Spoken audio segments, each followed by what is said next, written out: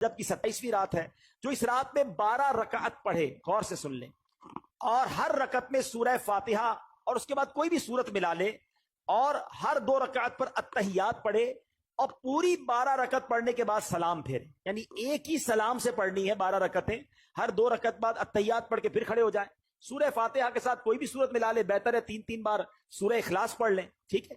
اب جب 12 رکعتیں پوری ہو جائیں تو پھر آپ نے 3 تسبیحاں پڑھنی ہے، 100 بار کیا پڑھنا ہے؟ سبحان اللہ والحمد للہ ولا الہ الا اللہ واللہ اکبر، یہ 100 بار پڑھیں۔ پھر 100 بار استغفار پڑھ لیں، استغفر اللہ استغفر اللہ ربی من کل ذنب واتوب الیہ، یہ پڑھ لیں، اور پھر 100 بار درود پاک پڑھ لیں۔ جب یہ وظیفہ کمپلیٹ ہو جائے تو نبی پاک فرماتے ہیں، اپنی دنیا اور آخرت کے لیے جس چیز کے بارے میں دعا مانگے گا اور صبح کو روزہ رکھے گا، اللہ پاک اس کی سب دعائیں قبول فرمائے گا، سوائے اس دعا کے جو گناہ کے لیے ہو۔ معاذ اللہ اگر کوئی اپنے گناہ کے کام کے لیے دعا کرے گا تو وہ قبول نہیں ہوگی۔ اللہ پاک ہم سب کو عمل کرنے کی توفیق عطا فرمائے۔